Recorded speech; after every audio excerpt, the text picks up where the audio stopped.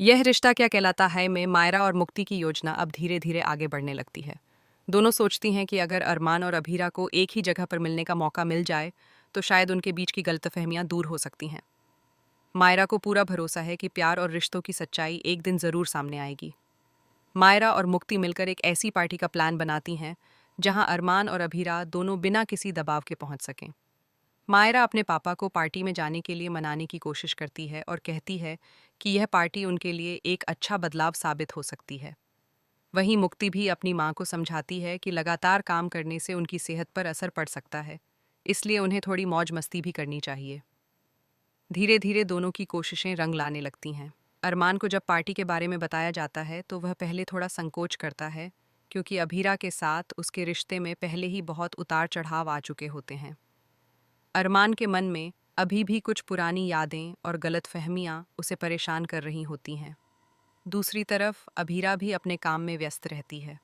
वह किचन में कुछ ज़रूरी काम कर रही होती है और अपने जीवन के फैसलों के बारे में सोच रही होती है। तभी अचानक अरमान वहां पहुंचता है। दोनों एक दूसरे के सामने आते ही थोड़ा असहज महसूस करते हैं। हवा में एक अजीब सा तनाव महसूस होने लगता है।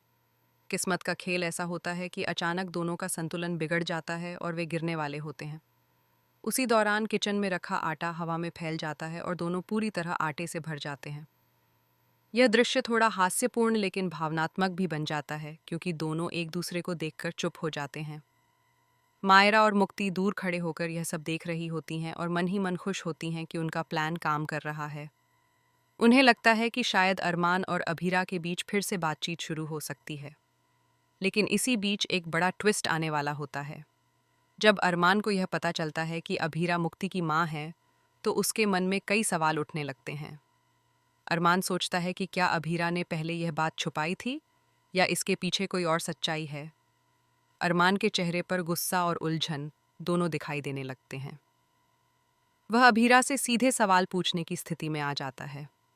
अभीरा भी अरमान की नज़रों को देखकर समझ जाती है कि स्थिति आसान नहीं है।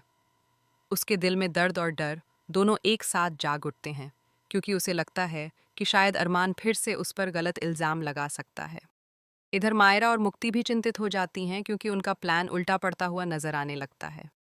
मुक्ति मायरा से कहती है कि शायद उन्हें थोड़ा और समय देना चाहिए था, क्योंकि रिश्तों को ज़बरदस्ती नहीं जोड़ा जा सकता। अभीरा अरमान को समझाने की कोशिश करती है और कहती है कि उसने कभी भी जानबूझकर कोई सच्चाई छिपाने की कोशिश नहीं की। वह बताती है कि जिंदगी के कुछ हालात ऐसे थे जिनकी वजह से उसे यह फैसला लेना पड़ा। अरमान के दिल में अभी भी संघर्ष चल रहा होता है।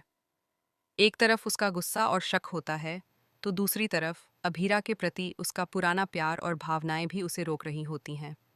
वह बार बार अभीरा की आंखों में देखकर सच्चाई समझने की कोशिश करता है। कुछ देर तक दोनों के बीच खामोशी छाई रहती है। सिर्फ किचन का हल्का शोर और दूर से आती पार्टी की आवाज़ें ही सुनाई देती हैं।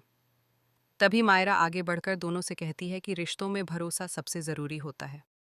मायरा समझाती है कि अगर दिल में प्यार है तो छोटी छोटी गलतफहमियों को दूर किया जा सकता है।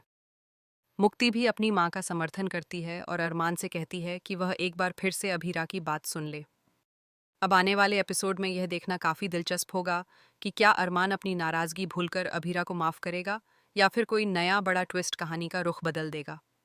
क्या अरमान और अभीरा की दूरी खत्म होगी या फिर कोई और साजिश उनके रिश्ते को और उलझा देगी। यह जानने के लिए जुड़े रहिए इसी चैनल के साथ और वीडियो को लाइक, शेयर और सब्सक्राइब करना बिल्कुल न भूलें।